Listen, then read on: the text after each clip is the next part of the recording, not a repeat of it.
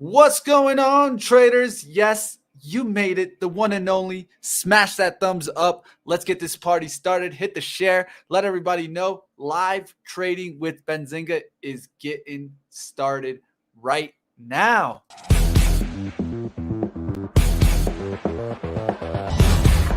Winner, winner, chicken dinner. Those words have been dancing around my head all night. Oh, it's Vegas lore, that phrase. Kiana. Fisher. Joy. Joe.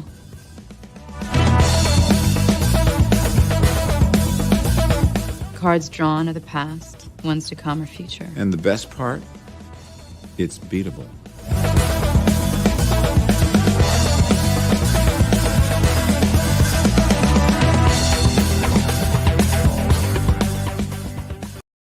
Money, money, money, money. That's why they call me Money Mitch. Let's go ahead and bring on the rest of the crew here. We got Ryan in the house. You already know. I saw him get his flex on nice and early. So that's the way we get it started. Let's bring on my man. Oh, look at the flex. No. You got to be quicker than that. How we doing, guys? Real good, actually. Hey. Real good? Good. Before we get into the markets and the stonks and the trading and all that stuff, I want to take a quick second and tell you about the sponsor of today's show. We're going to have a quick side note conversation about this. VinoVest. VinoVest. Today's show is brought to you by VinoVest. What is VinoVest? You're probably asking. I'm going to tell you. They are an investment platform that is democratizing access to fine wine. Wine, yes, this is an asset class that has actually outperformed the S&P 500 over the last 2 decades with double-digit annualized returns. It's got a low correlation to stocks, which I know we're all after in some respects in our portfolio. It's got a hedge against inflation. Yes, inflation hedging assets. They're important. We are in an inflationary environment. So go to vinovest.co. That's vinovest.co right now. Speak to one of their advisors. Find out how you can get access to this asset class. I bring it up also because I know that Ryan Faloona fancies himself a bit of a wine connoisseur. Do you not? I do. I will say VinoVest is actually really, really interesting to me. I didn't even think about the hedge against inflation, but that's a good point. My issue is that I just absolutely love wine for what it is, that I'm not very good at investing in it. I'm so much better at drinking it. So what I did was I brought on 2 of my favorite bottles here. This one is going to be an Artemis Cabernet from the Stag's Leap Distillery. I would imagine that Stag's Leap are going to be a number of different wines that you're going to be able to invest in. This is my favorite winery in California right now. They make a whole bunch of different ones. Here's another one that I got. This is a Jordan Cabernet. This is from the Alexander Valley. This is a little bit different than Napa. Both of these are excellent. They're both 2016. The grapes in 2016 were so much better than they were in 2017 and 2018, and from what I've tried now in 2019. So I'm going to try to invest eventually, but for right now, I'm just enjoying the wine for what it is. Too much to be putting it away for a number of years. Yeah, I'm probably not the person to ask because I like pretty much all wine. Like there are very few wines that I don't like, so I'm probably not because I'll drink it all. I'll drink the reds, the whites, the dries, the sweets, desserts, the rosés, whatever. I like all of it. And you know what? I'm actually getting into whites now. It turns out that a nice crisp white wine in the summer is actually very, very delightful. The heavier reds are more for like nighttime, fall, winter. So I'm with you there, Spence. Okay. Wine is the best. We got some wine people in the chat. Drop a one if you're a wine gal or guy. And wine. The only thing I know is look for the legs, right? The legs. Yeah. Swirl it around. Swirl, look for the legs. You know, one of the things that there's a lot of back and forth on that. A lot of times people say that that's just how dirty your glass is. Will depend on how those drips actually form down the glass. To me, there's nothing better than the nose of the wine. And the more it breathes, then you go ahead and taste it. Rieslings are our favorite of mine as well, Hex Pony. Rieslings are a favorite of mine. So you can invest in wine again, vinovest.co. All right, let's get to the markets. We all have some things that are on our watch list today. We should all be sharing our screens, which we are not. One, I see Mitch is here, but let's share our screens to get those going. I guess we'll start with Mitch because his screen is up now. Mitch, what's on your radar here today? Well, first things first, I'm going to point out that we've been fighting to get above 453 on the SPY. We'll see if we get above that level. We're pushing right now in pre-market, multiple highs in the same area. Let's see what happens in the SPY right at the open. It's going to be very important for me if we get a wash down or a quick breakout. That's what I'll be looking. Some stocks that I'm going to be watching. I'm going to be watching Penn for another leg up. I love how it's gone sideways for about 2 or 3 days now. Let's see if it comes up and breaks through 84 today, makes a move on up there. I'll be looking for a move up to 87 on that. And of course, Lucid, what's going to happen today? I know a lot of people in the chat talking about this. It's gone up in pre-market, but if you really look on the hourly, we have some big resistance that we need to get over. This 1837 fighting hard. If it rejects there one more time, I think we're going to get a hard pull down to an hourly support, which is 1764. I'll be looking for that to break down and come back down towards 1624, maybe get a dip buy after an hour.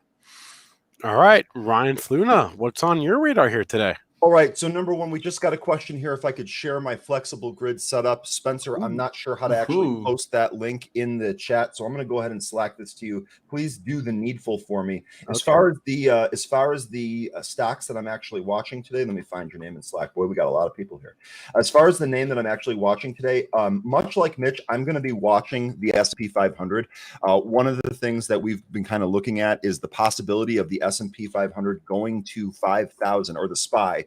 Going to 500 before the year's end. And we're only 47 points away. We really seem like we need to pull back. Everyone seems to know that, so we're probably not going to pull back. I wouldn't be surprised if we end up kind of trading up closer to that 500. It seemed crazy when we first suggested it, but now every day it seems more and more likely. As far as the individual stocks that I'm going to be looking at, big one here is Chewy. They of course missed on earnings yesterday. They really kind of held in the 77 level. I want to see how it trades today, because when I look at the daily chart, I got a spot that I really kind of want to enter at 75. This has been really good support and resistance going back to last year. So I think if we trade down to this area, this is worth a swing long opportunity. I want to see how it trades today. I don't want to jump the gun and get in there too early. Otherwise, I'm going to look for some range breaks off of my movers and scanners tool.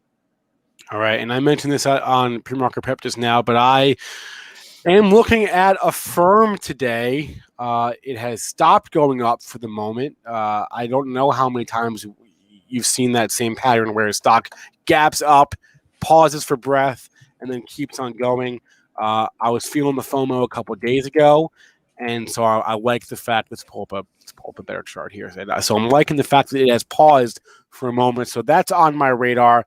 I'm also watching to see how many of these earnings gains hold or these earnings losers come back at the open here today. Also watching some stocks that are reporting earnings tonight, looking at you Broadcom, looking at you DocuSign. DocuSign has a very, very, very low bar. I said the same thing about Zoom. So watching DocuSign ahead of what will most assuredly be a important earnings report for them. The bar is low. Will they warn about slowing growth as every other stay-at-home play has done? Or will they not? Let's zoom out on that daily. DocuSign is actually amazingly held up this entire time. So watching Docu today into their report tonight. Those are just a few. I'm watching, as much as I can. But those are just a few stocks on my radar.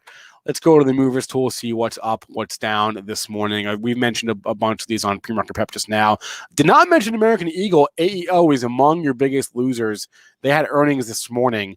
Wow, one of the few. Seemed like for a minute there, every single mall-based retailer was trading higher. And American Eagle, maybe the bar was higher for them, but their earnings beat. Their sales came in a little bit light. That could explain it. But American Eagle trading down almost 12.5% today on their earnings report. So watching that on the loser board, on the winner board, we talked about Asana, GSM. I don't know what's going on with this one. If anyone in chat knows, help me out. But it is my top gainer today. GSM up 12.3%. And then GSAT, this is from a couple days ago. And GSAT, it had that huge pop. Let's pull up that chart. It had that huge pop. Was it Monday? Pretty sure it's Monday. Yeah, the huge pop That up. was the Apple story, right? That was the Apple. It wasn't even. It was a report from an analyst that Apple could be using Globalstar satellites in its next iPhone, and then you had a few people come out and say, "Nah, they're not going to be doing that." So was there a headline this morning? It looks like they got a payment from a customer for $37.5 million, and they're going to use proceeds of that to pay down some debt. Okay. Anyway, the stock's up 11% this morning on that headline. So watching GSAT as well. You know, I noticed in the chat here we had two more charge points. CHPT. This is another stock that I'm watching today. I'm not in a rush to buy this. I actually really want to see how it does. I'm encouraged that they're trading up after better than expected Q2 sales results. Let's see if it holds, right? That's kind of what I'm waiting for. Some of these EV related stocks have produced good news and then really kind of given it back in the same day. I want to see if ChargePoint kind of holds its gains today. And then Matt is asking about thoughts on BBIG. I'll be honest with you. I'm not one of the guys that's knocking down the doors to try and trade this. I actually don't really care much for this management company. I don't believe in the stock. I don't believe in the company, so I would not want to own it. That being said, when you look at some of the intraday charts, that attitude is very dismissive for day trades, as there are a number of opportunities to trade this stock here. The way that I would say is just be really careful. Know what you own here. I don't believe the thoughts and rumors that this is all of a sudden going to go from 8 to 20. I just don't think that's going to be the case. I think that we're going to be back down right around 4 or 5 in the near future here. So plan accordingly.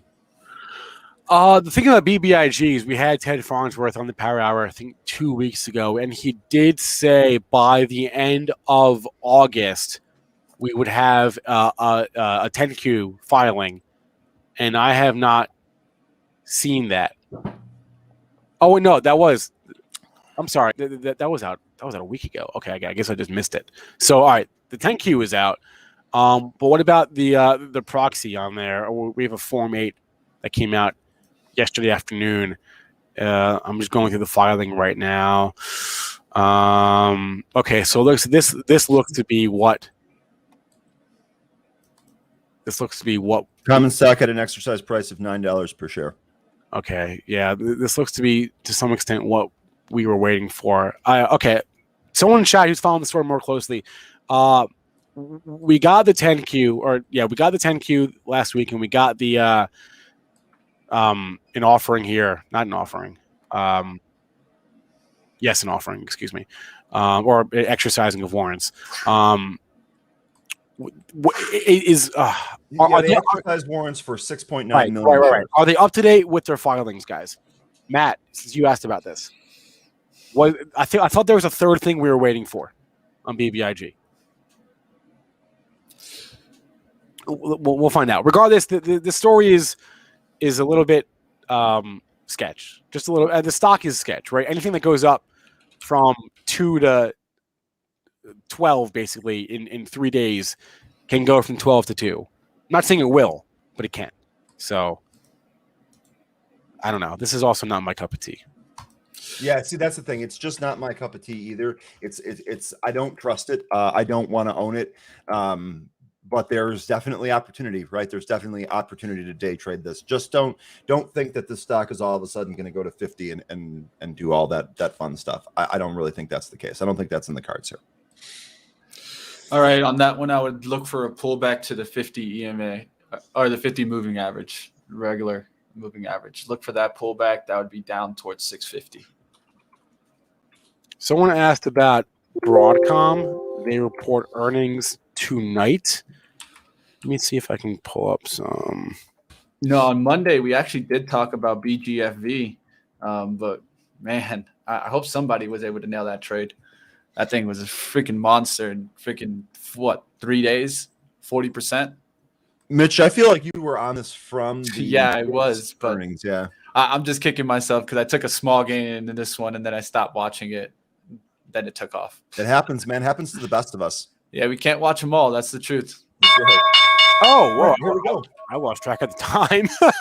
I want to take a look at 10B, right? This was Tenable. This was a cybersecurity play that I opened up a new position on a few days ago in calls. Been going pretty well. I really think we're going to test the top of the channel here. Really not much to speak of out of the open.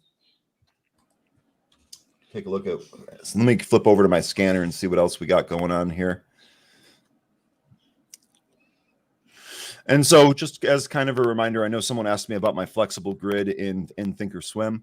The other thing is that I like to use this scan here for relative volume. So at least 1 million shares on the day, relative volume of 3, change percent of 0.2, and volume of at least 100K. We're trying to catch volume surges and things that are kind of spiking here. So check out MMAT. Looks like that's trading up a little. Just going back to Broadcom for a second, because they do report tonight. So the expected move is $15, give or take a few. I would go back and see what all the semiconductor plays have done this earnings season. Right, go back and look at Nvidia. Go back and look at AMD, Qualcomm, TXN. Right, go look at all these, and they don't all do the same things. I know that, but they're all chips. So I would go back and look at all. And here's what you can even do. You go to Benzinga Pro, you go to AVGO, you go look at go to the peers tab, right? And go look at all these names and see how they behaved after their report. Should give you a clue. LSCC, right? Lattice Semi is a good. Corvo is a good one, right? Xilinx has been bought. Micron, right? ADI, Intel, Taiwan Semi. Go look at all the peers, see how they did after their report. That should give you a clue into Broadcom. Let's bring up my scanner tool, though. That's the more fun thing to look at right now. So top gainer of the day so far, to me, FCUV. This is what is this, like an IPO? Not an IPO. What's going on here? Focus Universal.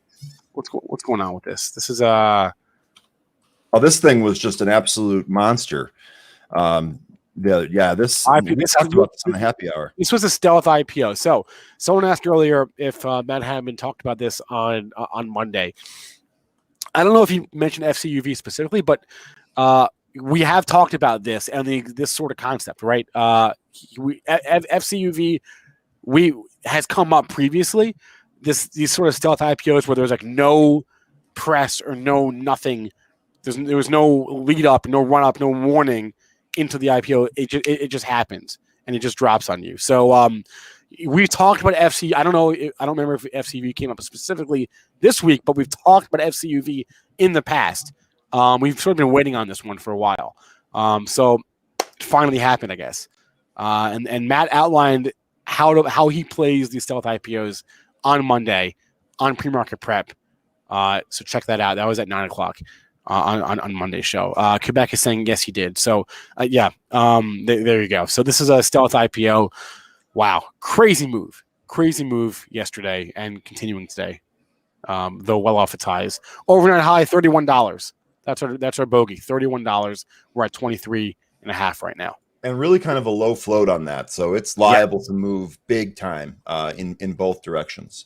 Real quick, right off the scanner here, I see the two big Bitcoin stocks going, Mara and Riot. I don't see BT hitting the scanner yet. Let's check in and see how that's doing.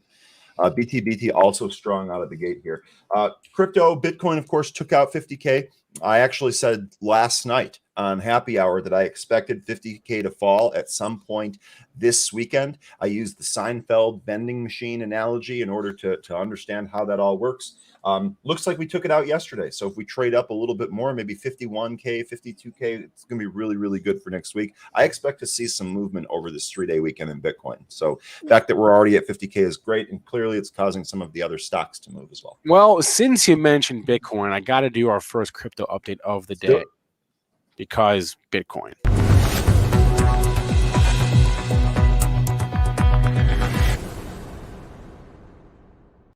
Hallelujah. Finally, Bitcoin broke out of that range it was stuck in. We got all green on the heat map here. Ladies and gentlemen, Bitcoin above 50K for the first time in how long exactly? It's been a hot minute here. Let's zoom out on let's go to my daily chart and I can actually see how long it's been. May, right? Mid-May was the last time we were this high in Bitcoin. So finally back on the snide. That's breakouts for Ethereum and Bitcoin this week. So great to see. Green everywhere, though. I mean, we're not green in every crypto, but we're green in all the major cryptos. You go to Coin Market Cap here, you can look at just all the largest cryptos. I don't know if this is updated. Let's there we go. My market cap is pretty well updated, isn't it? I just had a refresh, so that's all. Oh, but you see, All right, guys. Yeah. I just want to interrupt while you're doing this. Keep going, but I am long on X US Steel, long Nice. 27 tenths. X going to give it to you. So you're seeing green there all across the board. Do have some losers though to speak of. Thorchain, Arweave, which has been a big loser for the past couple of days. Perpetual Protocol as well. In the red. Smaller cryptos. But again, it is a great start to the month. Continuing on yesterday's Momo in crypto land. You'll love to see it. Again, get $50 in Bitcoin for free. Download the Voyager app. Use the code ZING, Z-I-N-G. Fund your account with at least $100. And let's go back to the stocks, though. And real quick, Mitch, I'd love to hear the breakdown on the X trade, if you don't mind. What was the entry trigger here? What's your target? All right, so I was looking for a little slight entry below VWAP. I'm going to go ahead and hold towards 26.96 here. Big thing is right out the gates, we did get steel to go green. Now it's going into the red, so it needs to get right back above VWAP.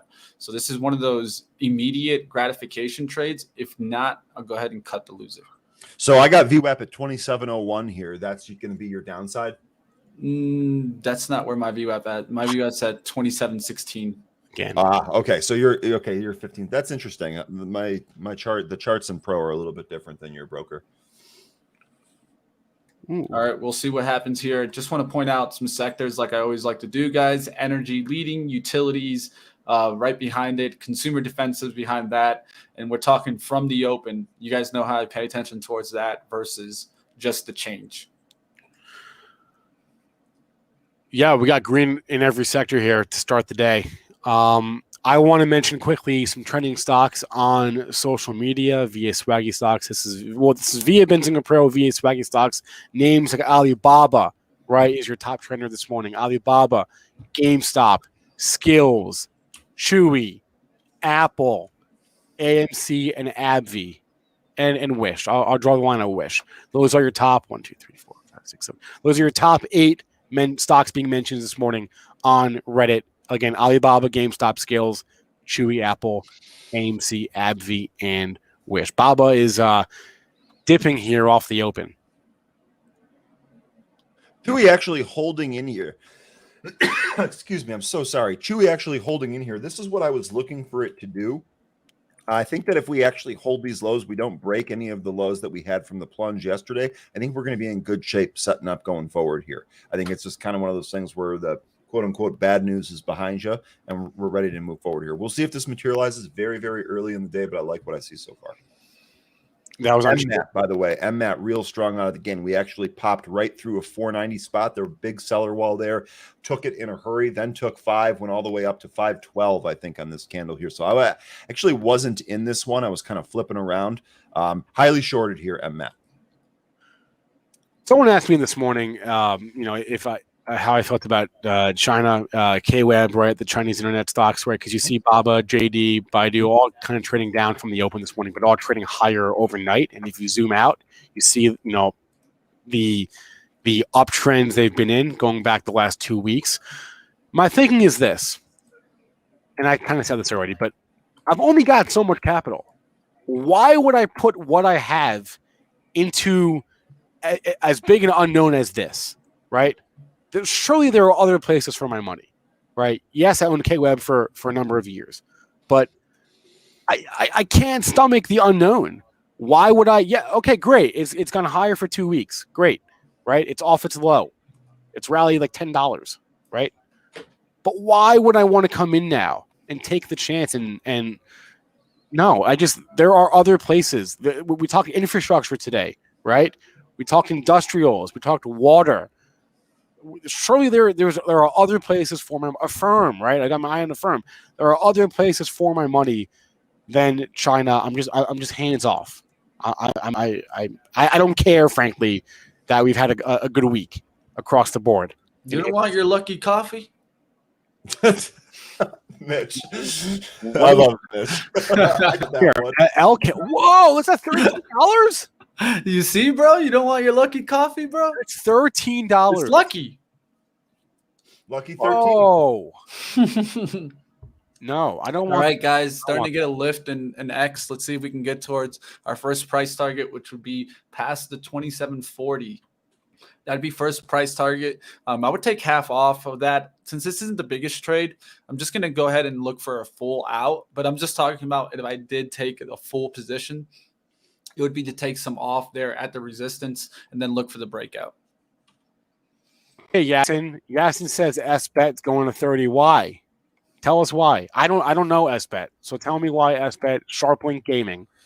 Tell me why it's going to 30. It's just a gaming play with a lot of access to the gambling industry, but it's just like also SEAH. You got to wait till they actually start showing up on the technicals, because if the technicals aren't there, then that's what you need to be looking for.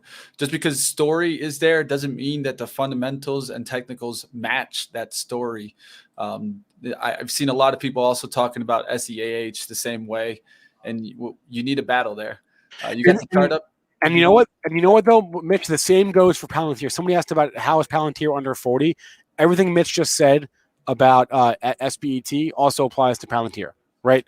You could be bullish on. They might have all the great news in the world, right? But as we said with Peter Tuchman this morning, all that really matters is the price action, right? And 100%. And Palantir, for whatever reason, is just not in favor. That will probably change at some point. The question is, how long are you willing to wait? Are you willing to wait a year, 2 years, 3 years? Because it might actually take a while. It might not turn around this year or next year. You know, and Spencer, this is one of the reasons why I say that price is the ultimate indicator, because the price action that you're talking about, if price action is not in favor right now, even if you like the company, even if you like the story, you're right, it may not work out, and you may have to put that on the back burner or wade through some uncertain times. Price action is going to be your ultimate indicator all the time. Real quick on Snap here, one of the last times that we talked about this, if you recall, when Snap first made its big move out of the 20s, we did have the floating island formation. This was one of the better ones of 2020, because this one was a huge winner, right? We came back in, retraced about 2/3 of that move, and then we never looked back, and here we are 4 times higher than when that took place. Now, the interesting thing here is it looks like we have another one kind of setting up here, and it took a while for this to kind of get going. So it looks like we did bounce off the 74.11, traded up as high as 80, but really kind of pulled back in. Now, since then, we've kind of held this area, and we've traded back above that 74.11 number. So I think, to me, it looks like this chart wants to make another run towards 80s here. You might be able to capture this with calls. I've traded Snap a little bit in the past. Not my thing right here, but I'll be honest, if this holds in here and we get a kind of a strong day today, this might be something I look into later on in the trading day before the bell. It would be calls, by the way, calls. $80 calls probably in the October. Let's take a look and see what those cost. Yeah, you do that. I think we just lost Mitch, but we'll get him back at some point. Yeah, 80 calls, really reasonable. Huge open interest and nice volume today, and a 305 ask, 292 bid. So really reasonable here. This is probably the way that I would attack it. I'm going to put Snap on watch. No position yet. Have got no problem waiting for near the end of the day to see how this candle forms. It looks like we had Apple strong out of the gate here. Looks like someone was bringing up Chewy. Let's go check back in on Chewy. Where are we at here? We're doing exactly what I had hoped happened. We're kind of holding that low, and now we're kind of trading back up here. So again, same deal here. I'm trying to be disciplined. There's not necessarily a reason for me to take this right now. I want to see exactly how we trade here. This might be a head fake. All right, traders, how we doing? Did someone take first profit? I would have taken it at least on my first little bit of that there. Up there now, Nice it's 27.50. VWAP bounce trade. This is exactly what I always like to do. One of my favorite day trades here. And all I can say is what? Money, money, money, money. Oh, nice. I was going to say, I was like, what? Nice. Money, money, money, money, money. Very nice. Very nice. That was good. Money. We're having fun today. I like that. I like me. I can't sing, so when someone else does it and has fun with it, I think that's All right. I will let you guys know though. This is my third day trade of the week, so I gotta just stick with this. Oh, Mitch, come on, get that account Hey. above 25K. You know what though? Yeah, You know what- I think Benzinga should give us that account, right? Smash the thumbs up if you think Benzinga should give us a $25,000 account to trade with. Oh man, and there's 4 of us. Tongues out. Might as That's well all I make it gotta say. hard. I don't need it. That's like, I'll no, take no. I'll I don't take want to it. sign on to that. So here's a question from We could share profits, share losses. Let's do this thing. CCJ, wow, nice. trying to find this comment in the chat. Okay, so the question about GILT, right? All right. Sava starting to push off that 52 level, strong out of the gate here. Let's see how this materializes. So there was a question from Daryl about GILT. They had good earnings, getting new contracts, but stock is sort of stuck here. I'll pull up a chart here so we can look at it together. It's trading sideways. I'll never forget. Very early on in my days at Benzinga, there was a stock that was moving. I don't remember what it was, and I was like freaking out about it. And I was like, guys, why is this stock moving? I don't even remember what stock it was or what direction.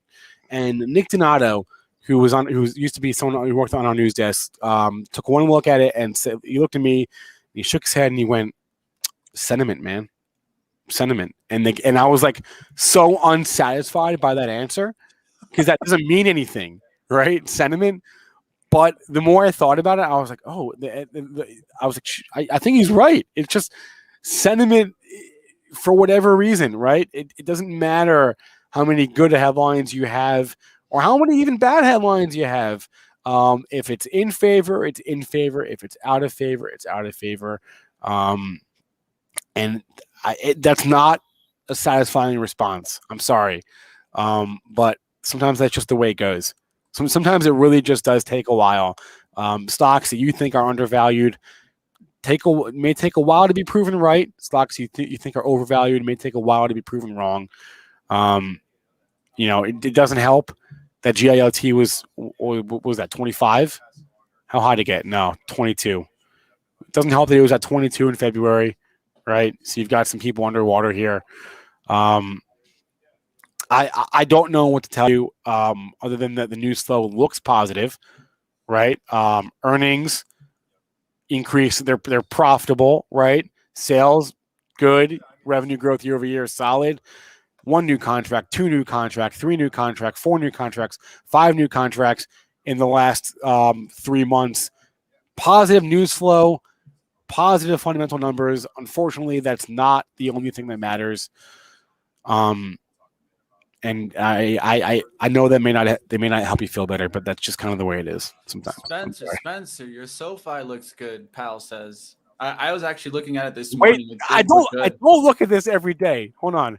It looked good this morning. What do you mean? It's holding the 13s. This is my biggest bag. I'm 14. down $6 in this thing. Well, where did you buy it, Spencer? 2020, 2030. I don't know. Somewhere in that range. Somewhere in the $20 area. I don't know exactly. You bought it near resistance, though. And then that's just, I mean, you were making an investment. I don't think you were trying to time it. No, I wasn't. I waited like a month to buy it. So you were talking about it for a while too. Get that off my screen. I don't want to look at SoFi anymore. My man said, "Get it off." I don't want to look at SoFi. I know where it is. It's in the teens. That's all you need to know.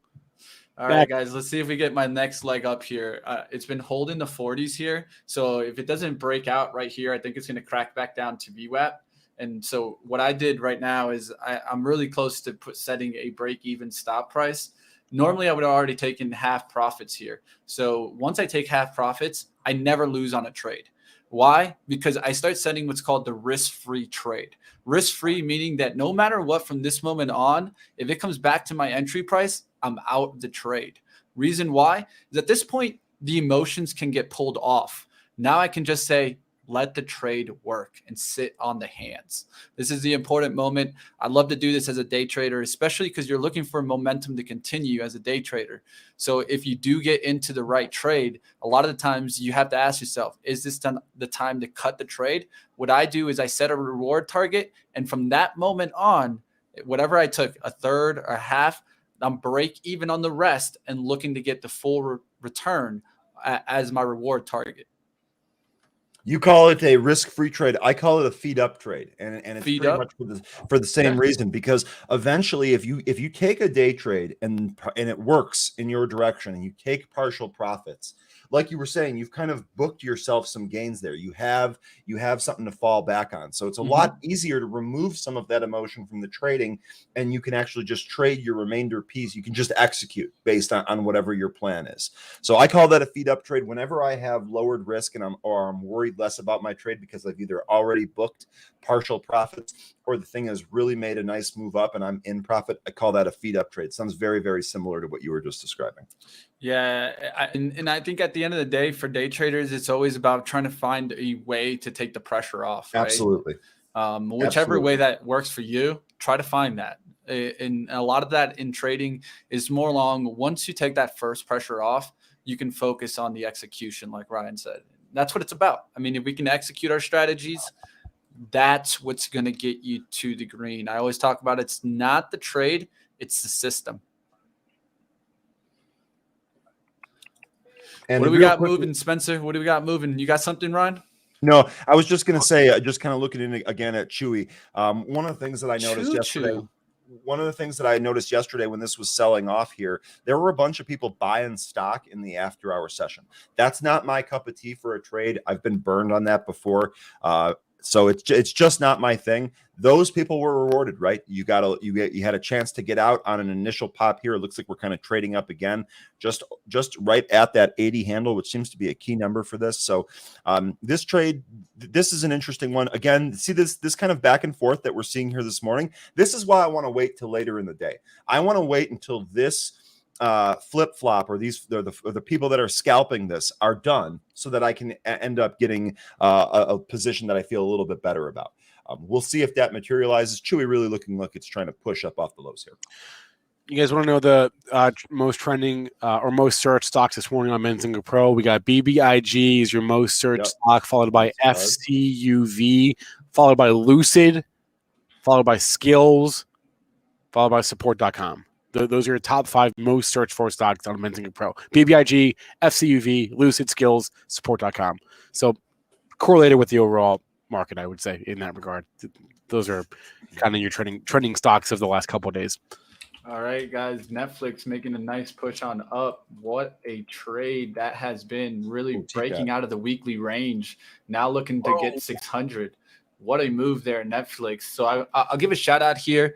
AB was actually talking about getting into Netflix. I hope he took that trade. I hope he held on to those options. But if we'll find out in Power Hour, I'll have to ask him. Wait. And one of the things I'm noticing here, TCAT really kind of pushing up here. TCAT's starting to get some action today. And I noticed that we already talked about Bitcoin being up today. I'm wondering if the NFT plays are going to be in play off of this move in Bitcoin. As far as TCAT goes, 1425 here was an intraday high the other day. Looks like we're trying to take that out here. This is kind of an interesting one here to me. 1425 looks to be, there it goes. That's gone, man. We got 20 cents. That was fast, but we got 20 cents. Got 20 cents out of that one. Let's see where this ends up settling. I would not be huge volume on this stick here. I'm looking at the 1 minute chart. Let me zoom in here to the 1 minute. Look at the stick. Look at this volume stick here. Really kind of pushing above that 1425 level. Let's see if we build it. We're going higher here, folks. Watch NFTs today. Watch NFTs today. I was not prepared for this, but man, huge move here. Huge move here. Trent, TCAT does move weird. This is a big one.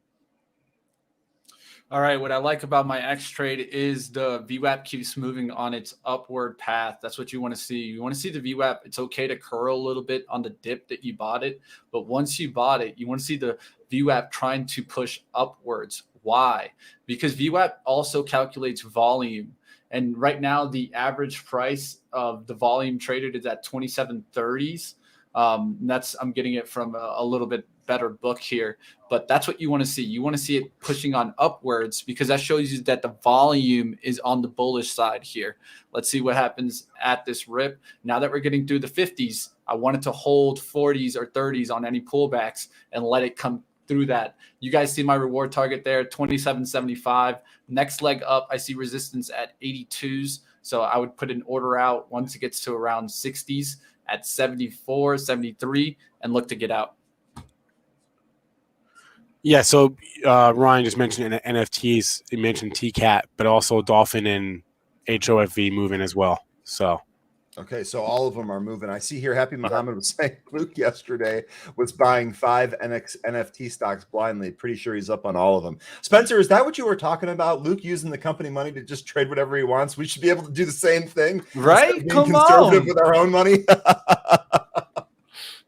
Hey, man, I got I'm just YOLOs. throwing it out there. Just throwing it out there. The YOLO man's not here, but I got YOLOs too. is Luke the YOLO man? Is that him? Nah, Zunaid. Zunaid. Oh, Zunaid? Zunaid, the YOLO options trader. They're both YOLOs to some extent. I literally had to add YOLO options trade on as a tag for YouTube because Zunaid. And believe it or not, it's a top tag. It's a top tag right now. Here's the kicker. If you type YOLO in your phone, does your phone auto correct it to something else like yellow? Or does it know YOLO because you type it so much? I don't know. That's the litmus test. Does the phone know YOLO? Find out. No, mine did not correct it. Spencer, you are part of normalcy. It's wait, it didn't correct it. It lets you do YOLO. It let me do YOLO. Is that bad? Oh, you're Nomad calling out a stock that I was going to talk about. Shop taking another leg up. This has been on a sideways consolidation since the breakout in the Qs, and this one made a huge move up when the Qs broke out. I was watching this one as it made a monster move. Now it's been sideways for a while, breaking out of the consolidation. And that's what you want to see when a stock makes the next leg up. The big thing is you just don't want to see a quick reversal downside. If it can go sideways for a little while, that's how you get that next leg. It looks a little bit head and shouldersy to me. Just a smidge. Right there. Little head and shouldersy. So it's all about time frame. Go for the weekly. See if you see the same thing. Oh, yeah. I mean, yeah, you don't. Head, shoulder, head, shoulder. I mean, it seems a little too short for me to draw conclusions off of that. I don't know. Shop looks like it wants higher for me. Look at the monthly. Holy moly. I don't know. That's just. I'm definitely long biased though. I mean, take that into account when I'm talking about these plays. I want plays to make moves up. That's where I'm trying to make my money. So, just keep that in mind. All right, guys. On these pieces. Whoa. Let's see what we got here moving. No, we talked a lot about Apple in the past few shows. This was that whole vending machine thing that I've mentioned a number of times. Really took us a number of tries to get through 150. Now that we've done it, I think 150 is going to be your support. So I think for any long trade here, you can trade this against 150. As your downside stop. And obviously, you know, if we go back to that round number here, perhaps you want to loosen your stop so you don't just get flushed out. But this took a while, right? This was 5 attempts to really kind of break above and hold this 150 level. I think that we're good there. I don't expect us to start tapering anytime soon. So I think that this is risk on for the rest of the year. Okay, we got every sector in the green except for communication services. And why is XLC in the red today? There's really only one reason, and that is Facebook. Facebook is dragging down the whole sector today. We're down 1%. And I don't know if there's a headline, I have to confess. But Facebook is not playing ball today for the moment. Facebook gets a record $266 million fine from an Irish data regulator. That's good news. Fines are generally good news because it means that whatever unknown is now known. Yeah. Okay. So fines generally are good. I think that the market is disagreeing with you, but you know what, Spencer? It's early. It's early, so let's see what happens throughout the rest of the day here. If this catches a bid, you could easily trade back up and go red-green. I would just say I was recently on Facebook for the first time since June of last year, and I was on it for like a couple of weeks, and now I'm.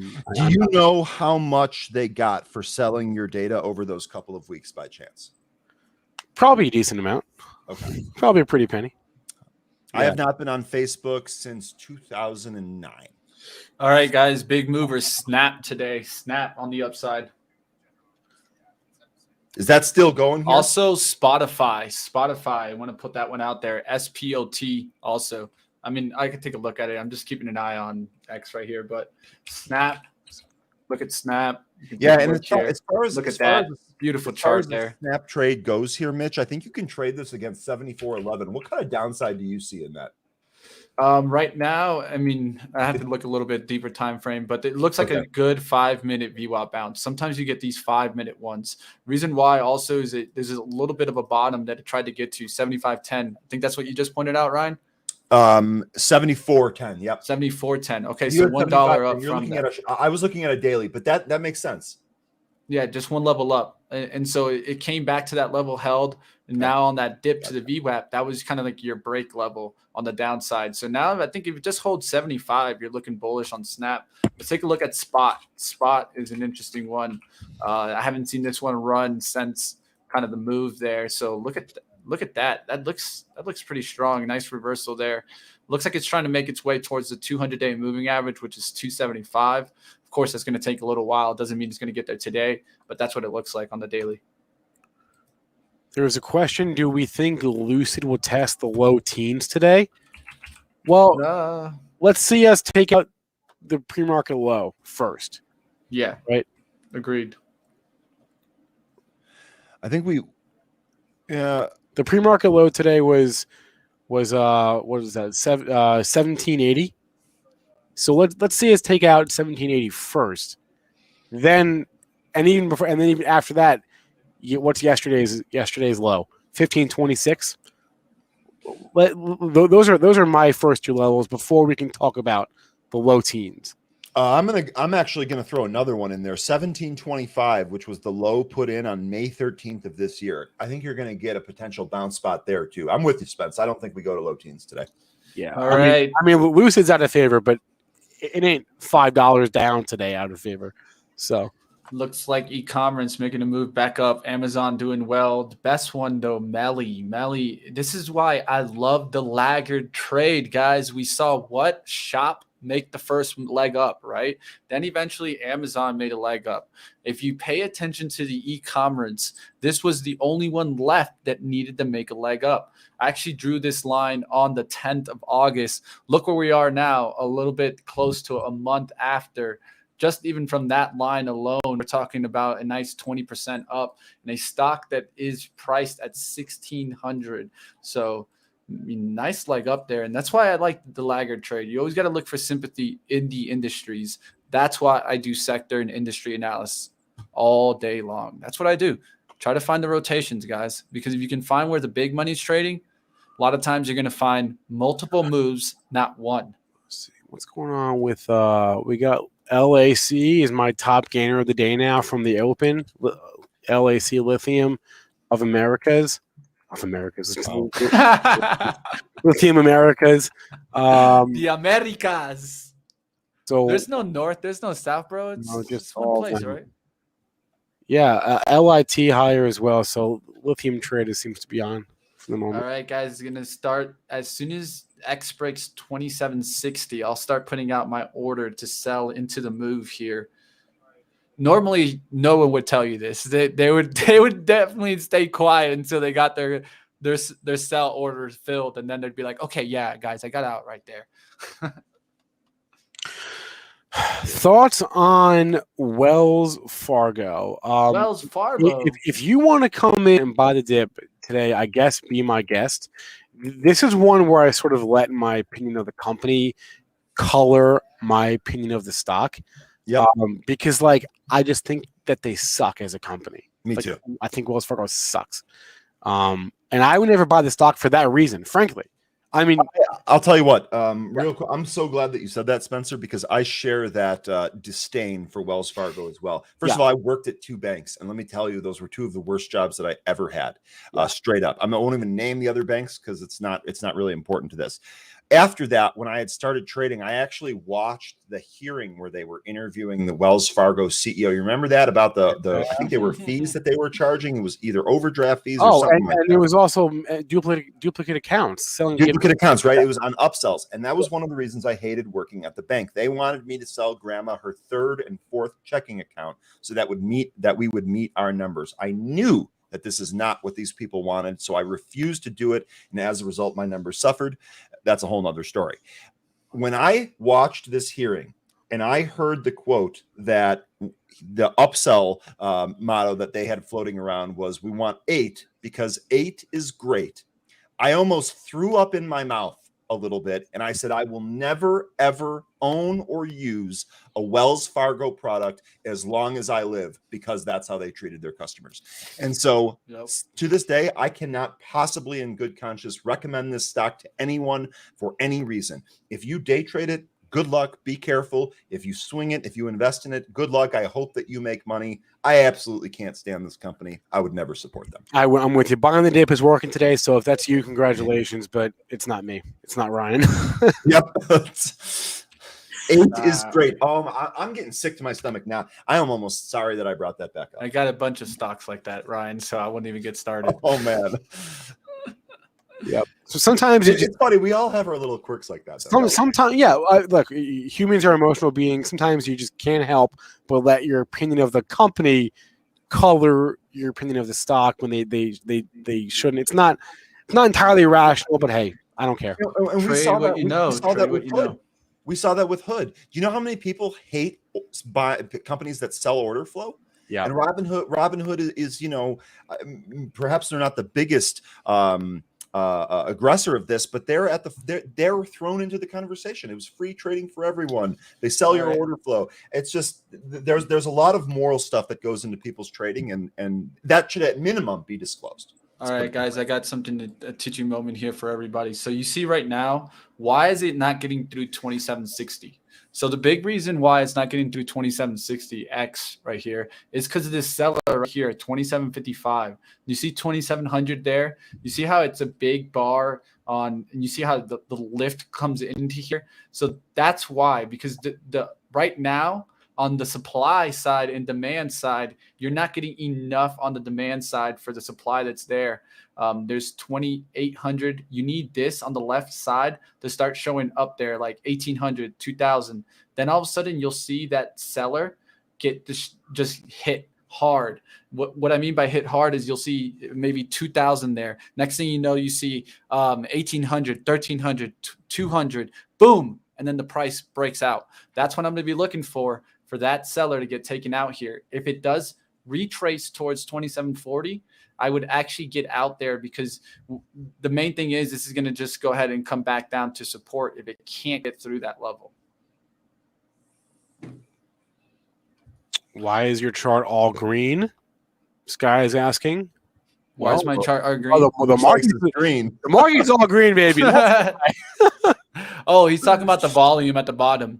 I don't like coloring volume. Coloring volume gives you way too much emotion.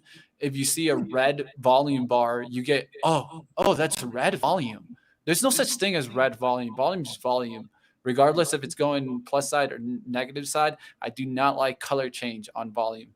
And so when you say volume is volume, let's talk about that real quick, because we are trading in a zero-sum market, which means for every buyer, there has to be a seller, and vice versa. So Mitch, I think that's what you mean by saying volume is volume. There's obviously going to be a debit and a credit to the different brokerage accounts, and that can determine if it's an opening transaction, a buy or a sell. A lot of that is not as important as the actual volume itself. And I think that that's what you're alluding to. 100%, because at the end of the day, when you look at volume analysis, what they teach you to look at is not necessarily the red or green volume. They're looking at total volume. So right now, 1.42 million shares, that's what I'm paying attention to. So on the buy side, we got 648,000, sell side 605, neutral 170. And so with this being said, a lot of the times, all I want to look at is kind of the expansion of volume, not necessarily if it came in on a red or a green candle. Real quick, I want to answer a question here. The post Postman is asking, Ryan, have you started using the strat? Postman, I absolutely borrow tenets from the strat and put them into my own analysis. One of the big ones would be trading reversals. That's one of my favorite things to do. The strat prides itself on identifying those reversals and then trading them. I don't actually trade a full-on strategy, but I've been watching this for so long now that I've incorporated parts that really kind of fit into my trading style. So to answer your question, I would say yes and no. I don't trade something that's strat on its own, but that has absolutely benefited in me analyzing candlesticks and then determining entry and exit. Yeah, I think, I mean, and you don't quote me on this, but I think the strat is always about inside candles, right? And kind of learning that strategy. That's actually something that is very popular if you look in technical analysis. Inside candles definitely means something, and you can use that to go off of. I know that there's kind of like that ones and twos kind of thing. Yeah, it's basically a candle can only be three things, right? It can either be an inside candle where it's engulfed by the previous candle. I actually have examples of all of them on my screen here. The next one would be a two, which is a candle that breaks out of either the top or the bottom of the previous candle. And the final one is a three, which is a candle that encompasses the other candles. So what they're doing here is they're trying to identify the time to take an entry and being able to figure out which direction it's going to go in. And one of the things that the strat prides itself on is not that it's going to be right every time, because nothing is like that. It prides itself that if the trade doesn't work out, you're going to know why it doesn't work out. And the fact that you're going to know means it's going to be easier for you to execute a plan and then stay more consistent. And I think that's one of the things that people miss when they're talking about trading strategies. If you can get yourself to be consistent, that's how you turn profits in. How many times have we heard Zunaid say here, hey, I actually lose on 60% of my trades or whatever it is, because he ends up making his money on the trades that he does win in. And if you can get consistent at that process, you can start stacking profits. That's it. While you guys were doing that, I took position in a firm. I talked about this morning. I don't quite know what this is for me, to be honest. I don't really know if it's maybe that's a mistake of mine, but I don't really know if it's. I don't think day trade. Regardless, I have a level to stop myself. I will sell if we get to. What was that low from the other day? Pull up on my chart. What was that low? 90, call it 90, 30, 90, 20, we'll call it 90, 30. That's a bit of a ways away. That's $7, right? That's nothing to sneeze at. Spencer, I could not be more proud of you right now. Yeah. I could not be more proud of you right now. You are trading the floating island strategy. Can you please click on the daily chart? Can you please click on the daily chart? All right. Tell them what the floating island is. Created a floating island. The price came back in, tested the bottom. Spencer just gave you the number. I got 91.39 on my chart. It's probably a little bit lower than that. Yeah. We've moved up off of that level, and now it looks like we're trying to take out 101.11. If we do that, we're going to pop. This is an ideal swing. Spencer, I am so happy that you did this. I cannot wait to see if this pans out. I think you're in real good shape. I'm going to watch it. I'm not going to throw an order out there to sell at 90.30 or whatever. I'm going to just watch it. I'm going to trust myself to watch it.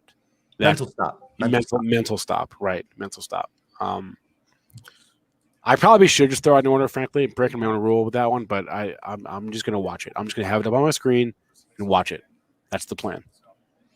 Bitcoin looks like it bounced pretty feverishly right off that 50K level. I see Skinny Boy in here was mentioning that. Looks like the buyers really stepped in 50K. We're back up at 50,500 right now, but we did bounce right off that 50K, right on the nail. All right, I got to take a second here to let the chat know I'm disappointed in you guys today, right? The number of likes? We're at 100. We're at 150.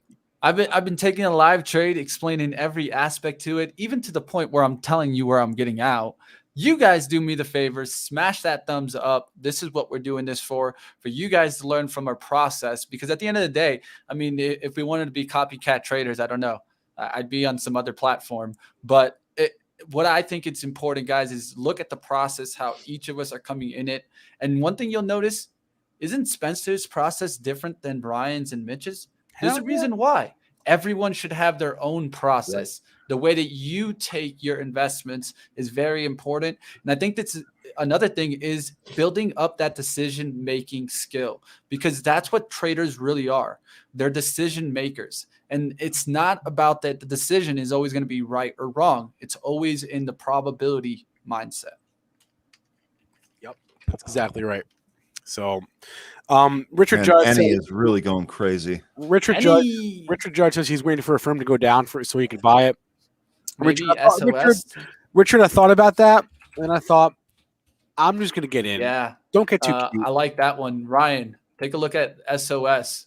This is a Bitcoin stock that I know is pressured downwards. Just went towards 287, which is an actual daily gap fill, and now coming right back up through threes. I'm going to be paying attention to this. There was almost 20 million shares traded yesterday, and that's about 2 or 3 times the volume, the regular volume in this. So paying attention to see what happens in SOS, see if it gets a huge amount of volume on a push up through 3. This stock is no stranger to those big pushes that you're talking about. We saw this several times back in February of this year. Yeah, we were talking about this on pretty much on a daily basis on the happy hour when this thing went from low single digits, 3s ish, up to 15. So this is absolutely capable of a big move. Just be careful, know what you own here. I don't like this for a swing. I like this way more for a day trade. And then and real quick, I wanted to address some of the stuff in the chat here. It's all about you guys, so I'm going to try to address as much of this as I can. Real quick, someone was asking me if I'm from. Are you from Chicago, Ryan? Romy, yes, I am. I don't actually live in Chicago. I live in a suburb, but yes, born and raised in the Midwest. Chicago. Duncan Dave, Ryan, I have a number of calls with an October 15 expiration. I'd like to roll them forward in a date. Is there a rule of thumb on rolling them forward? Duncan Dave, that is an excellent question. So one of the ways that I actually like to do this is I call I will often say I sold and rolled, right? So if you need a little bit more time on your trade, that's going to depend whether or not you want to sell these and roll these into an expiry that's further out. If you're up on your trade and you think that there's still some more upside movement, it might be prudent to book some of those gains and then also at the same time buy some of those contracts that are further out and a little bit higher expiry.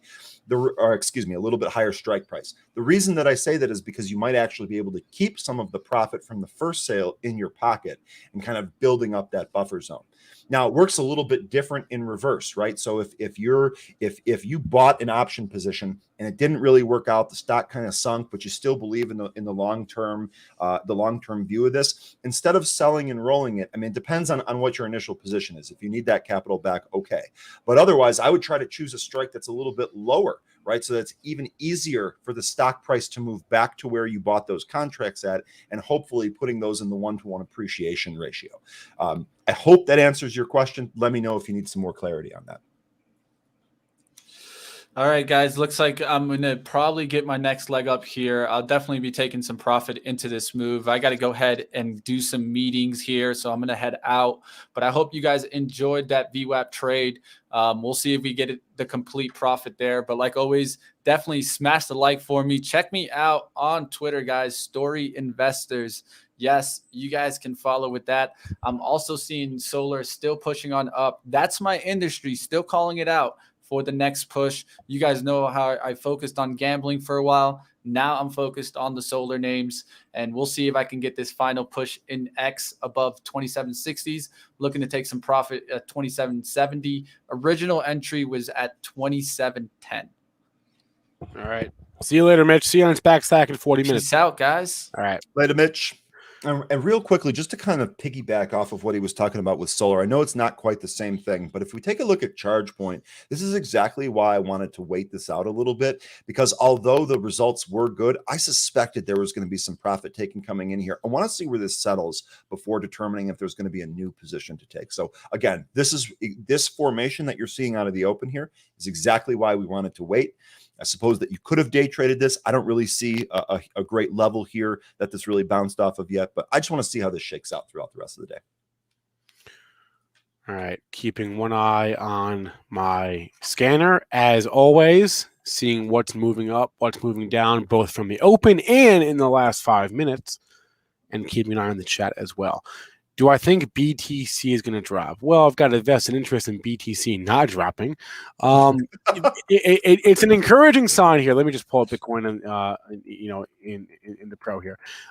We've been waiting for there it is. We've been waiting for Bitcoin to break above this range, right, for quite a while.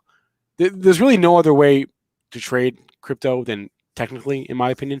And it happened, right? We finally broke above 50. We're at that level that we were at. What's that? August 23rd, right? Well, because the high of that day was 50, 562, and we're right around there right now. I suppose I'm not the best person to ask this because I don't ever intend to sell my Bitcoin. I don't own that much of it, but I don't ever intend to sell it.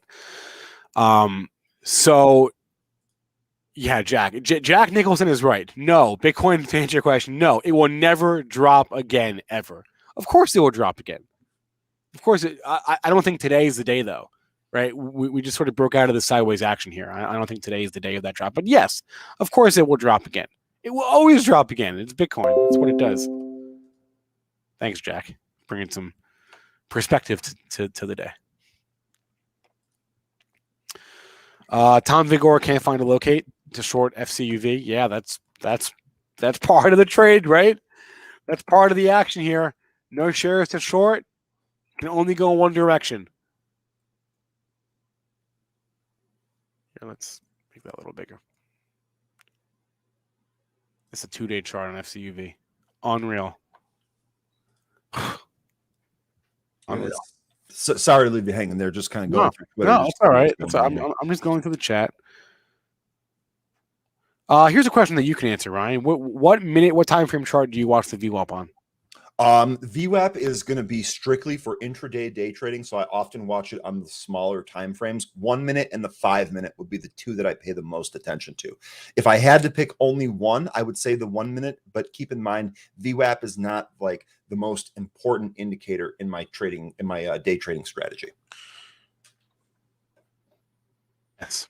MMAT setting up here for a break above 520, by the way. This is a potential trade here. If you can break this, if we do snap 520, I expect a pop here. It's been real good volume. It's been real strong today. So possible trade here at 520 if we're able to actually take that out. If you're going to go a little bit early and try to get a couple of extra pennies, just be very careful and be ready to admit that you're wrong if it comes back on you. Sometimes when we get to these levels, they like to pull it back just to kind of test the patience of the people that are waiting for the break. But it looks like we're setting up for 20 here. 20 is going to be a breakout spot here. If we can do it. And again, this is the thing, right? We never really know ahead of time.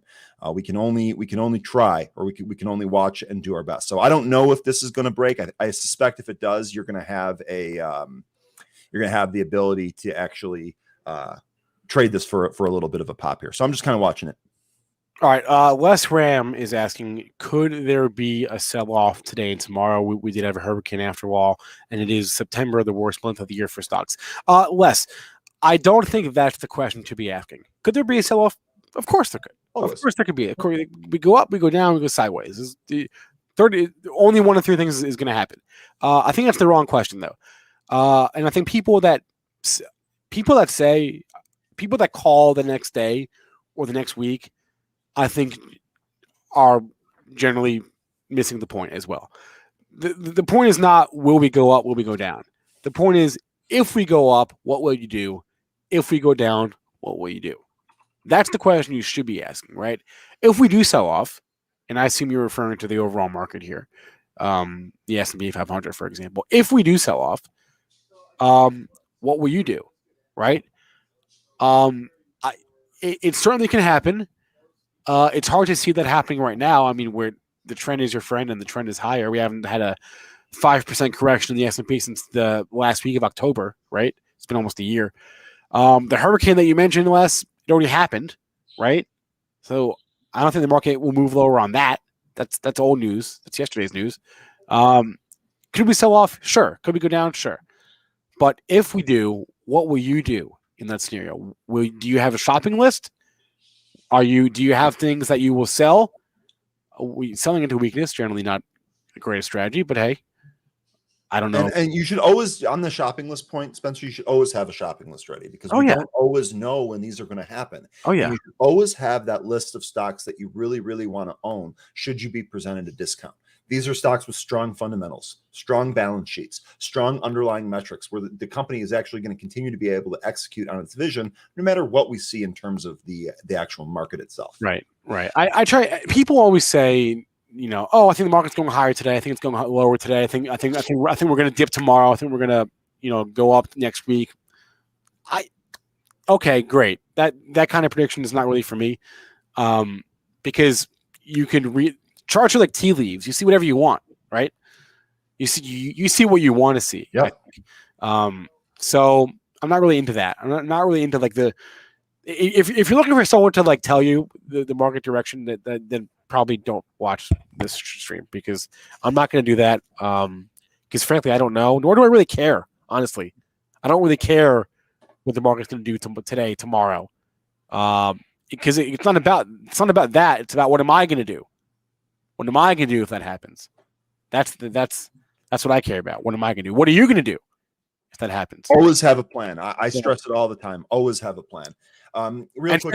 Frankly, and just to wrap this up, frankly, in my case, the answer to the question of what am I going to do, the answer is you almost always nothing. I'm going to do nothing. I'm not the most active trader. So, I'm not you. If you're more active than me, then have your own plan. Ryan's way more active than I am.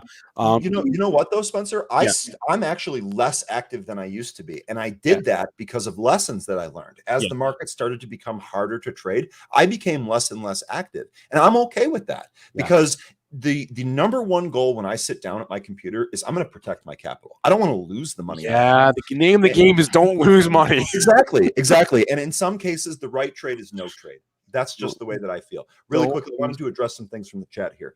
Stu was asking, I'm thinking about taking profit on Pure Storage today, ticker PSTG. What do you think?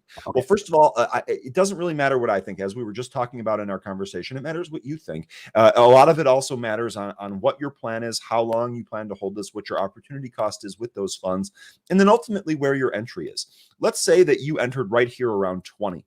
All right, you're up 6 points from here. That's a pretty good gain. If you don't have a long-term plan here, yeah, sure, go ahead and take those gains. If you really like Pure Storage as a company, I mean, it looks like we have a double top right here around 29. So if you think that this company is still worth owning and you really like the story, it's possible that you're going to have another kind of a push above 30 if we do in fact test that level and take it down. So a lot depends on your trade plan, your size, and what you can do with your money. If you're up here, no one ever went broke taking a profit, or maybe even sell partial. That way you'll still have exposure. The other thing that I wanted to go through here is Clayton Rockers is asking, how do you all play call sweep notifications? Yeah, I was going to punt that to you, so I'm glad you brought that up. I'm going to show you exactly how I use this, and I'm going to show you a trade that I am currently in because of an unusual option sweep. All right. So number one, when I'm actually looking at the calendar here, what we're seeing here is an enormous amount of data. I want to narrow this data down. One of the big things that I use is going to be volume over open interest. This is going to tell me if there's new eyeballs in that particular strike and expiry. We just finished talking about this being a zero-sum market and all of that. If there's only 100 contracts open at a particular strike and expiry, and then all of a sudden someone comes in there and buys 1,200, I want to know about that. That's interesting to me. And that's actually one of the things that just happened. So in order for me to find this transaction, let me first go ahead and find it. And then we're going to explain exactly how I processed this information in the hopes that you're going to be able to do that in the future. Now, 10B here. This is Tenable. This is a cybersecurity stock. So already this is a theme or a basket that I really believe in. So I already have that conviction going for me. The other thing, the other thing that I'm looking at here is these are all of the different columns that I have up here. I'm generally interested in bullish upside bets. So what we had here was we had an open interest of 102 contracts. There were 102 contracts being held open at this $50 strike that expires on October 15th. Then all of a sudden, someone came in here and bought 749 contracts at a price of 80 cents. This is only a 60K trade here. They only use 60K of funds to put this particular trade on. But it was very, very interesting to me. The spot was interesting to me. The chart is interesting to me, which we're going to get to here in a sec. And the theme was interesting to me. So the fact that this is only 60K is not a deal breaker for me. However, because this is so low, I need some other data points to make me feel real good about this, more than just the fact that this is in the cybersecurity sector. Right. So when I saw this come across the wire, one of the things that I did was I took a look at the chart. And so let's go ahead and do that. Here you go. This is we have a disconnected chart here. Let me go ahead and resolve that. Overview, back to chart, and you're going to have Tenable. Here's going to be your daily chart. One of the things that I noticed is that we're in a really, really nice pattern here, right? We seem to continue to make higher lows. $50 doesn't really seem that far off. Certainly seems doable by October 15th. So already I understand that this trade can pan out. We're talking about contracts that are only 80 cents a piece. This is not really going to be that expensive. And I get to define my risk ahead of time. So what I drew here was effectively a parallel channel where I noticed that when this actually took place, this was August 31st here. When this actually took place, I was like, boy, we're really holding this level. This is great. We're making higher lows. We're above the 200-day. We're in a sector that I really like. We're in a range that's been carved out, right? We had this big impulsive move. Then we had the corrective move. And now we're starting to take the staircase back up towards those highs. 58, 53. We break this high. This thing's going to 60 for sure. I also took a look in the news feed and I realized that there was a FNB Securities initiated coverage on Tenable with an outperform rating and gave it a price target of 60. Well, boy, that price target of 60 is very, very similar to the breakout spot that I found. So there's a number of different things that are lining up in this. Option activity was one of them. And when I see option activity, especially when I see option activity that has a high volume over open interest, that tells me that these are new eyeballs looking at this trade and that this trade is not over. So I went ahead and actually took these very calls. I bought some of the October 50 strike, the 50 strike calls that expire on October 15th, and I'm up on it right now. This is a nice trade. It's not going to move that quickly. If we look intraday here, we're having a great day here today. Yesterday we had a pretty good day. We pretty much traded up the entire day. The sell-off near the end was bought. We had some pretty good volume near the close, and today we're also pushing these highs. So we're only $4.50 off of the strike that I bought. I absolutely think we can go there. Hopefully that's helpful for you. I think it was. I think it was. The option stuff, the options headlines, I still don't have a great feel for those, to be honest. So don't be discouraged if you don't, because it can take a second. But once you do get the hang of it, like Ryan does, you can see that they can be incredibly useful. So. And it doesn't always work, right? This is a hit or miss thing. The great thing about options, you can define your risk ahead of time. Yep. All right, Ryan Faloona, it's 10:30. You want to give us any final thoughts before I let you go for the day? Final thoughts here. I mean, I just kind of want to see how some of these things trade. I like to see S&P's up. We kind of traded up out of the open. We pulled back in a little bit. We're still kind of trading up. Nice to see. Definitely want to take a look and see how ChargePoint does throughout the rest of the day here. We take a quick look here. We realize that we're still kind of lower than where we opened at. And then, of course, Chewy is the other big one that I'm going to watch. Looks like we've claimed 80 here. As long as we hold this, I think we go higher on Chewy. Right. Ryan Faloona, thanks a lot, man. We will see you tomorrow, same time, same place. Sounds good. Have a good one.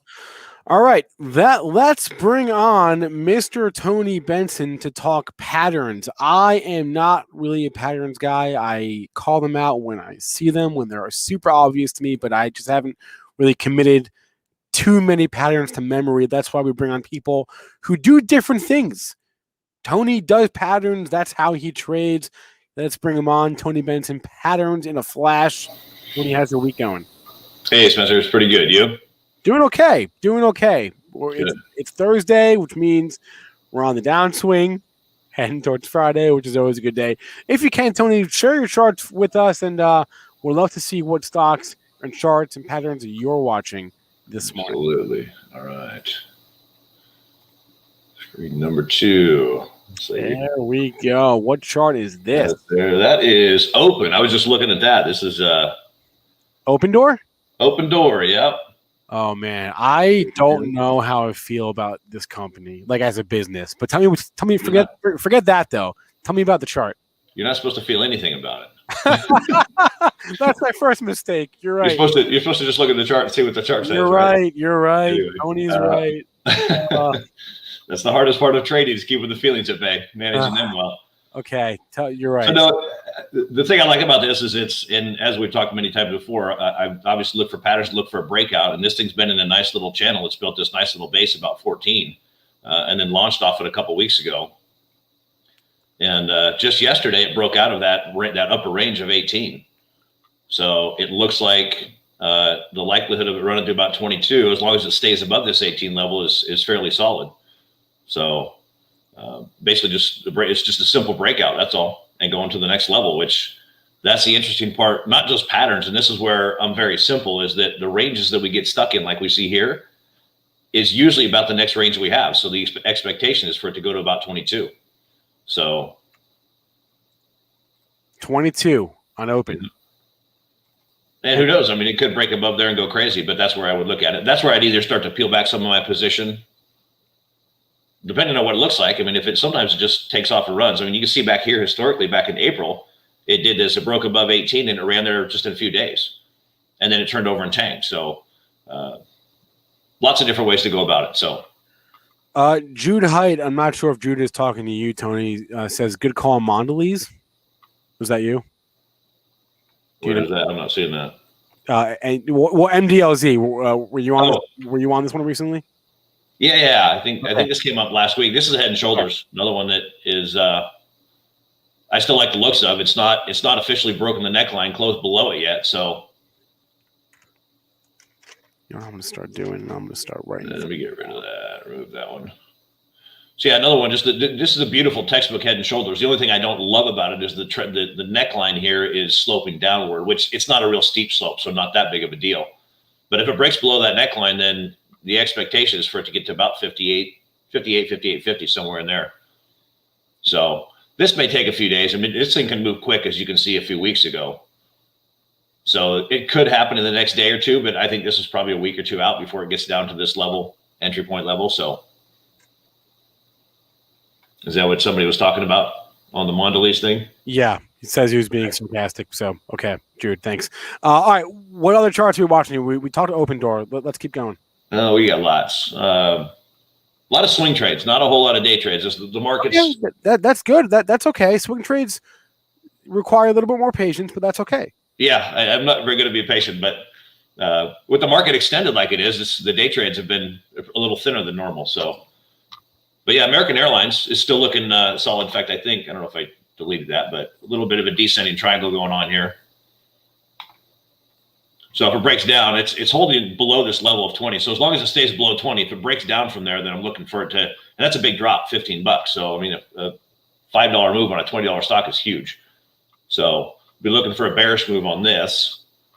Airbnb is a bullish one that popped out a couple weeks ago, but I'd still like to see it kind of dance around and hold this 153 level that it broke out of.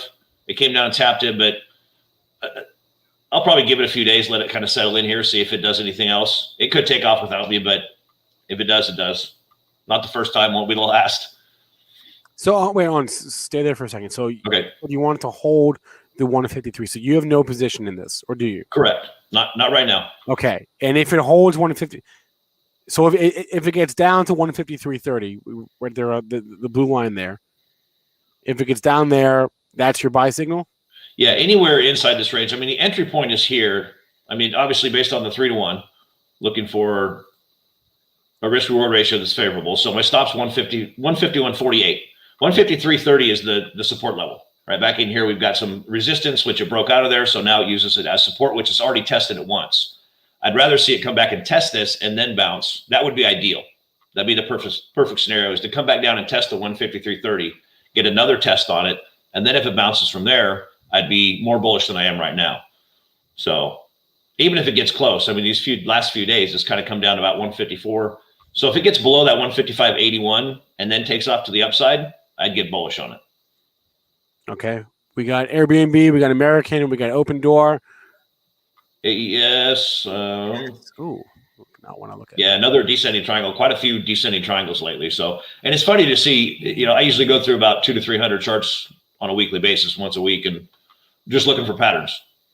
And a lot of descending triangles in the last week or two. So AES is another one that's similar, holding that line about 24, 25, 20, 24 quarter, 24 and a quarter or so.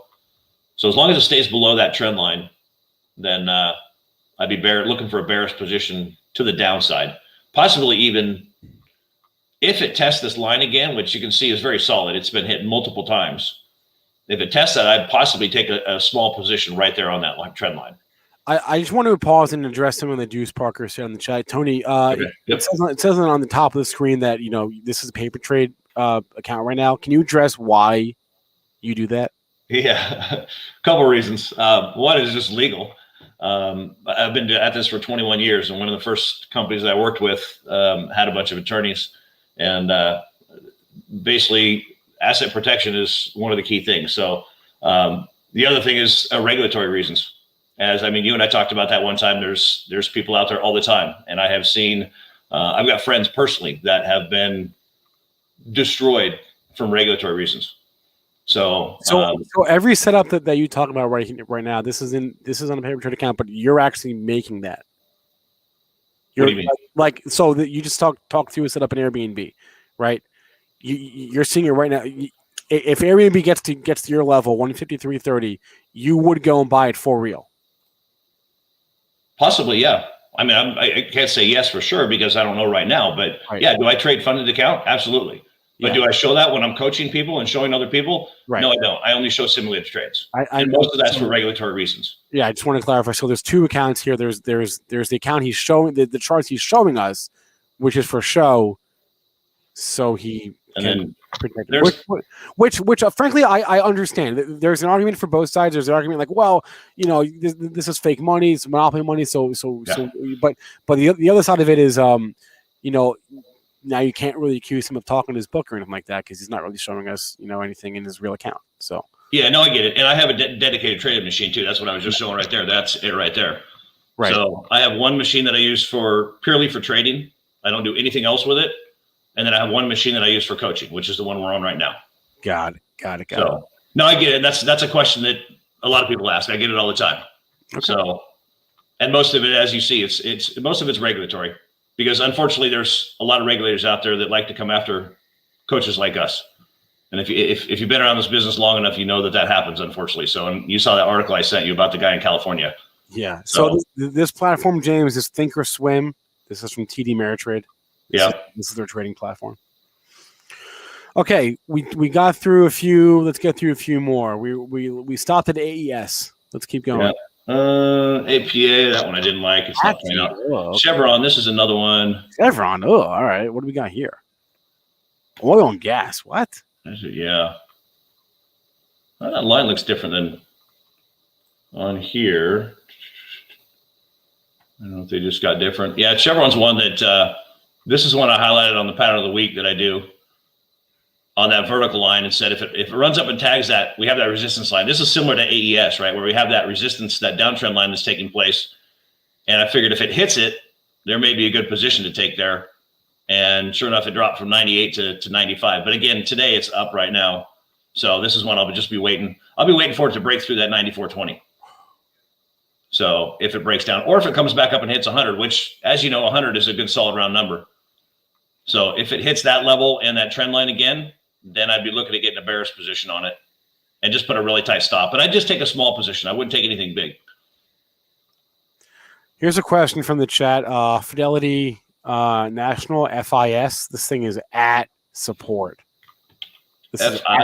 Let's take a look. This is at support. I don't know if Tony sees a pattern or not, but all I see is we are like at support right now, like $1 away. That's what I see. So hold on to that. Or else. I'm going to use this. This is a platform I've been using for 20 years. I'm just much more familiar with it. So it's at support. That's what I see. So it depends on where you draw the support at, right? Yeah. It's always. I'm going short term. I'm going like from a month ago. That's what I'm going. Yeah. Well, charting is very, very subjective. Yeah, that's it. That's exactly right. People see what they see. Yeah, I heard you say that earlier. That's a very good point. It is. We see what we want to see. And it's not that's one of the challenges trading is we find what we want to find. And that's one thing I used to do years ago. I get into a trade and then it wasn't working out for me. So I'd look for any kind of information I could, dig for anything that I possibly could to justify staying in a position and hanging on. Yeah, as far as this goes, I mean, yeah, we're at that support level, just a little bit above it. Where's it at today? FIS. Oh, it's down a bunch. So it's broken back below that support level. From a patterns perspective, I don't really see anything other than just that huge drop, obviously, and then it's just kind of danced here between 130 and 135. But now it's down. What did it say? It was at 120 something. So I would say this thing probably, if it stays down here, if it doesn't rally back up today and hold that level, we're probably looking at about 123 coming back down and testing that level down there. Wow. Yeah. Interesting call out today from good call, Jack Nicholson. I wonder if that's actually Jack Nicholson. I bet you it is. Visa, MasterCard, and American Express. Credit cards all trading lower today. No, and to Jack's question, you asked him why. There doesn't have to be a why. It could be rotation. Yeah. So people ask me, I think that was last week it came up, is what does the company do? Doesn't matter to me. give me a chart and a ticker symbol on a chart and I'm good. I mean, sometimes it's important to know that, but what do you see here? Anything? From a patterns perspective, not really anything, but yeah. Trying to see, it's the first thing I do is go draw the lines on the chart, see what there's a major trend that's been in place since the COVID bottom that it is breaking right now. It's only even hit a couple of times. It kind of tested right here. It's gotten close to it. So, but that's still a pretty solid trend line, and it's breaking below that, which is definitely a bearish indication. Short term, we're breaking down. The next support levels looks like about 226.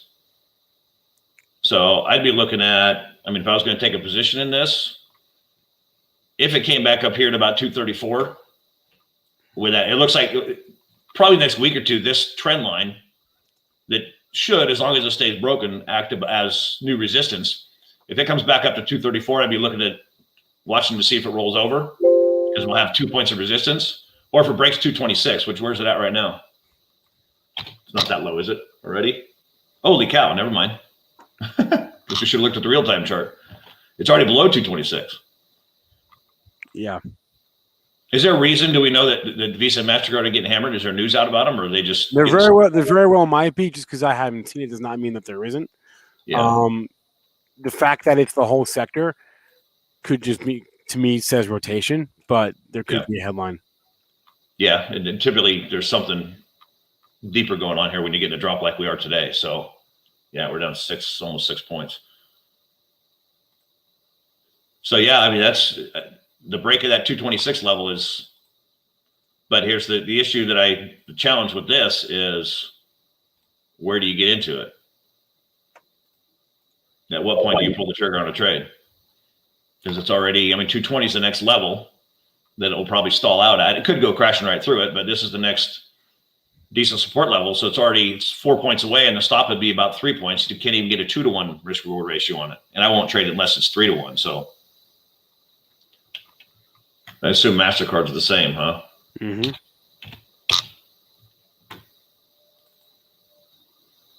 Oh, whoops. How come I'm drawing a blank? What's MasterCard's ticker symbol again? Is it MAC? MA, that's right. Yeah. Drawing a blank. Yeah, I knew that looked wrong. Yeah, and that's the hard part about this, especially, I'm a breakout trader. I trade patterns, and this thing's already so far gone that where do you get in? Throw some lines on here as far as looking for major support and resistance levels back here. We're through there. The next major level I see is right about there, about 330. That may not be that bad. Let's see. Throw some numbers on there real quick.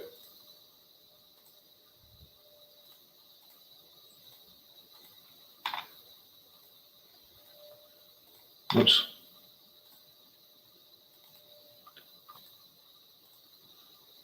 See if the risk reward can work or not. I guess I don't need that one, do I? We'll use this one for a target. 329.05.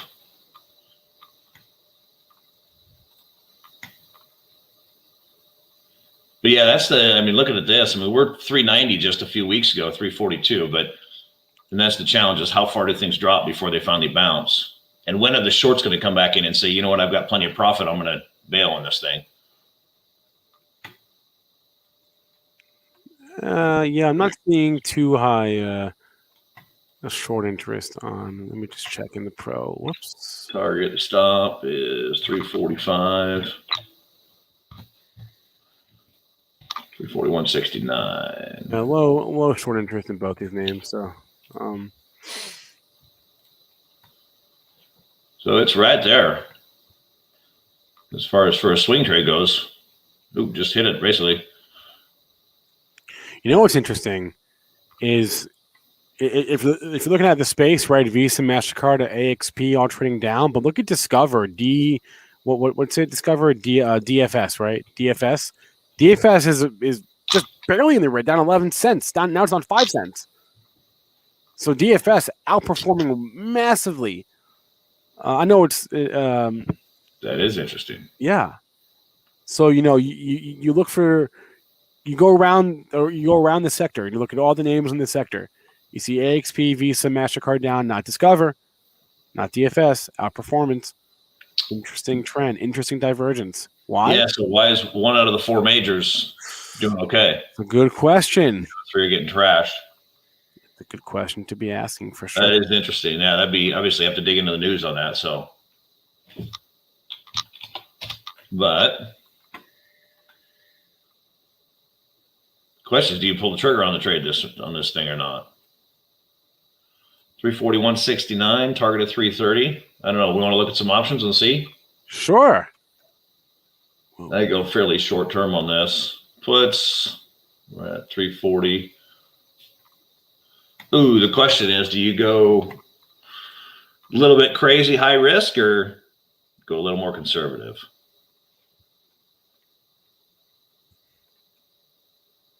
I guess it's only about 11 points, huh? 330 is a target. Usually when I go out of the money like this, I'll go longer term because I'm looking for the target, because when it comes to options, the most expensive premium is at the money. That's where the most time value is. So if I buy it when it's out of the money, it's not only cheaper, but if it goes and hits the target, then I'm selling it at its most expensive, highest valuation. So that's one of the reasons I love doing it that way is trading longer term out of the money.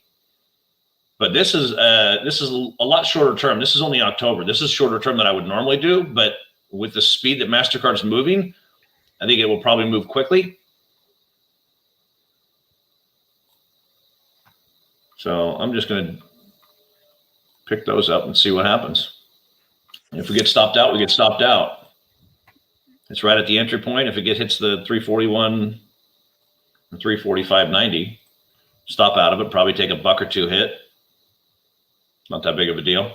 So let's see what Discover though. Here, let's look ahead. Can you pull up DocuSign for me? They report earnings tonight. I'm curious what you see in that chart.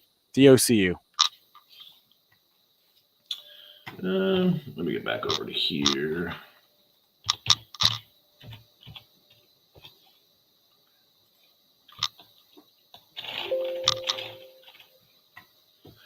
You see a symmetrical triangle. What does that mean? It's a continuation pattern. It's a bullish continuation pattern. So whatever trend we're in previous to the pattern, it's likely to continue if it breaks out of the pattern.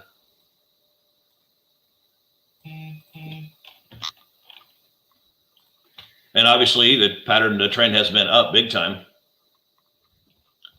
So should it break out above that upper line, then now we have what's called a measured move. Yeah, we'll go right there. This is where it's very subjective, like we said before. So that's the expected move if it breaks out above the triangle. So we'll duplicate that, throw it up there. And I'm pretty sure we're at all-time highs, right? Yeah. So obviously breaking out of there would put us at an all-time high. So the target's going to be about 335 if it breaks up. So right now that's an if, but this is another one of, so I think I said last week, Head and Shoulders is my favorite price pattern for reversals. continuations, symmetrical triangles by far my favorite. So looking for it to continue. So then the question becomes, at what point, what's the trading plan, which actually I like that just below 300, which is the other thing. As I know you guys talk a lot about round numbers, and I hear that, and that's one other important thing is if it breaks above 300, then the likelihood of it continuing up is pretty solid. So a few more tickers going from the chat for you. Let's look at BTBT. This is a Bitcoin miner. Okay. Yeah, that's come up a couple times, huh?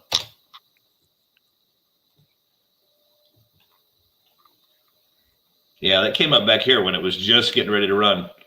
So,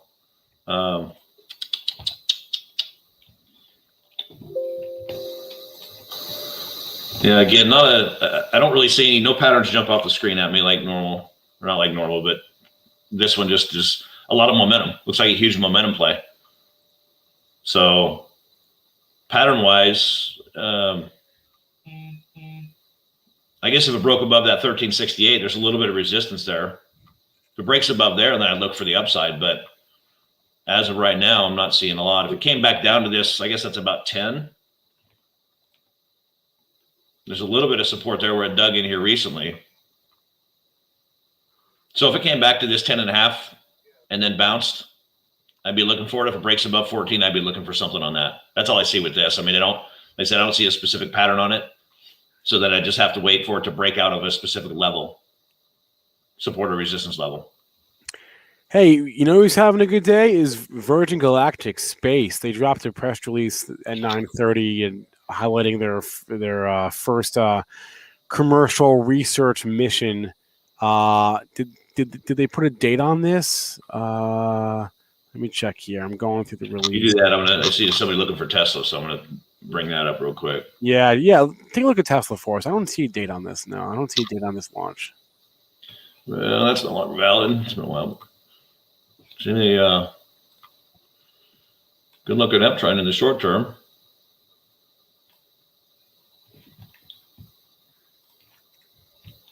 I haven't looked at Tesla for a little bit here. It's probably been over a week, probably 2 weeks since I looked at Tesla.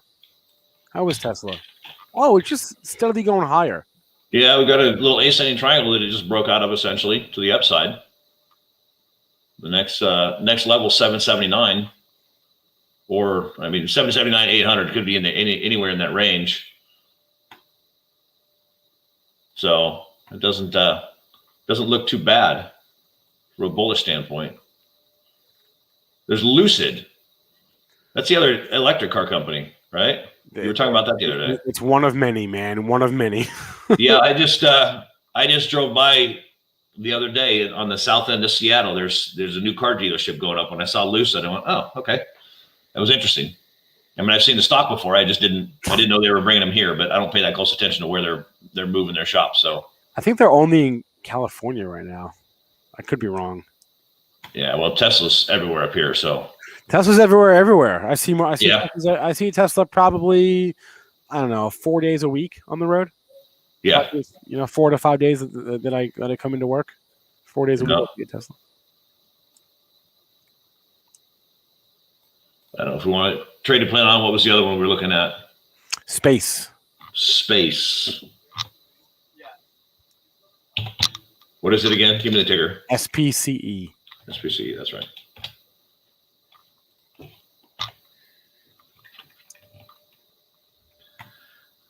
Little bit crazy, it looks like.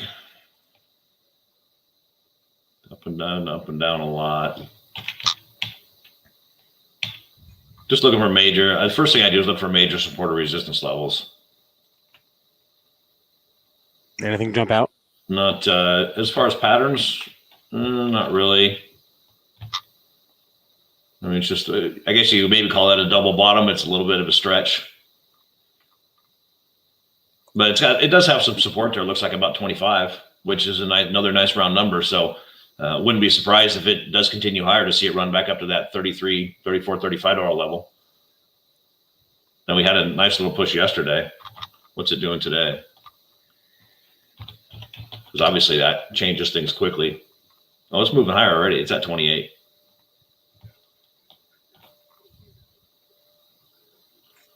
So the question then becomes, if it looks bullish right now, how's the volume? The volume's actually pretty solid for what time of the day it is. Question then becomes risk reward, because this thing is looking bullish. Is there risk reward there? And we're already right there. I guess you could use this as a new level above 2860. There's a little bit of what was support there before it popped. This is where it gets tricky, and like you say, seeing what you want to see instead of what is really there. And that's where this is kind of getting a little.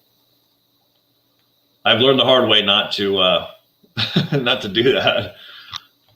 Take it as it comes instead of what you want it to be. Yeah, they had this press release and where they talked about their next launch, but I didn't see a date on that, so I guess TBD on that. All right, guys, Tony Benson, you can find his site, patternsinaflash.com is where he's at. Check him out there. Joins us every Thursday. Tony, pleasure as always. We try to hit as many charts as I can. We'll hit more next week. Actually, I'll be out next week, so we'll have to figure out what we do for this time of day. But Okay.